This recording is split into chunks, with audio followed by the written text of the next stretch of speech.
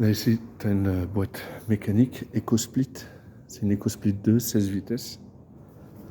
Donc, avec ta fourchette d'embrayage, ton arbre d'entrée, ta pompe à huile. L'arbre d'entrée, quand tu le fais tourner, tu vois qu'il fait tourner à l'intérieur de ton baladeur de GV.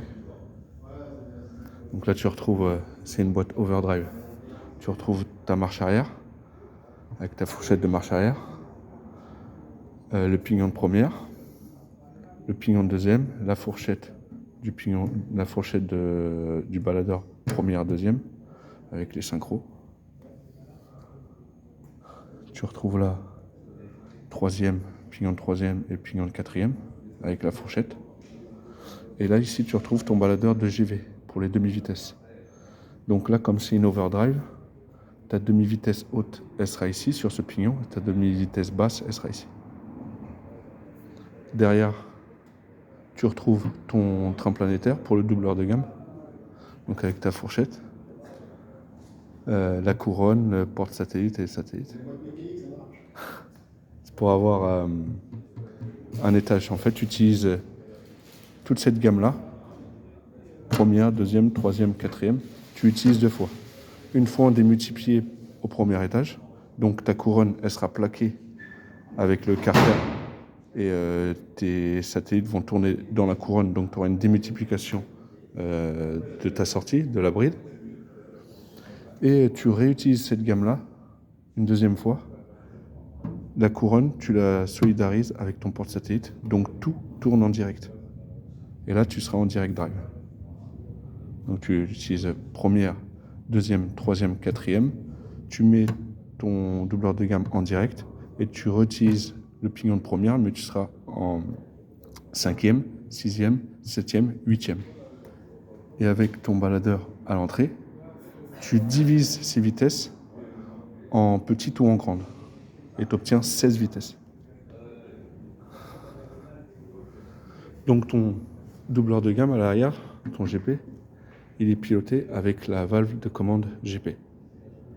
C'est une boîte à claquage, c'est une H, c'est une double H, c'est-à-dire que tu claques à gauche pour avoir ton premier étage, tu claques ton levier de vitesse à droite pour avoir ton deuxième étage.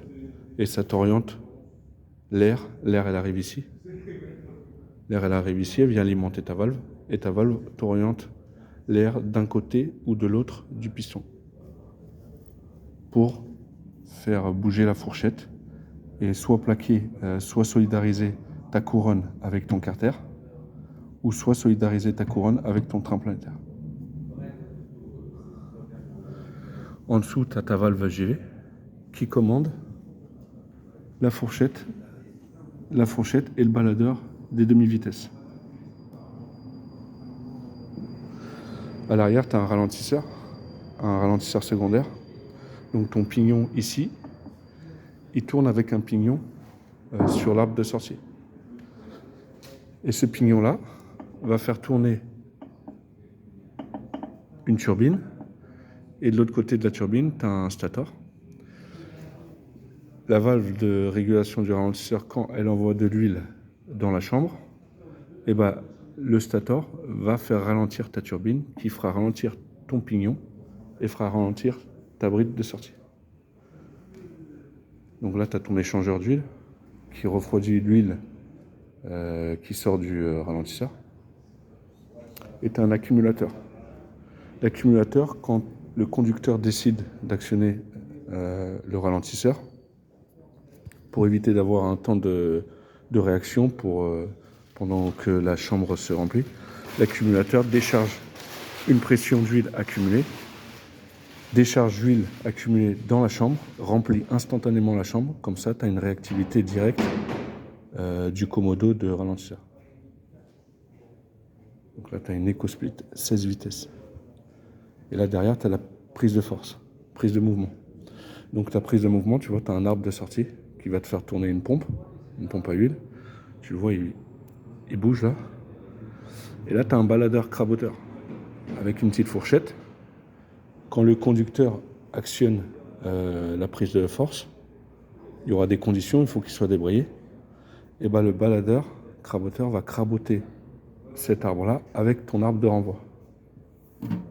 Et quand tu vas embrayer, ton arbre d'entrée va tourner, va faire tourner ton arbre de renvoi et va faire tourner l'arbre de sortie qui entraînera la pompe. Et la pompe à huile va alimenter le circuit hydraulique d'une grue ou d'un empirole. Donc là, c'est la prise de mouvement.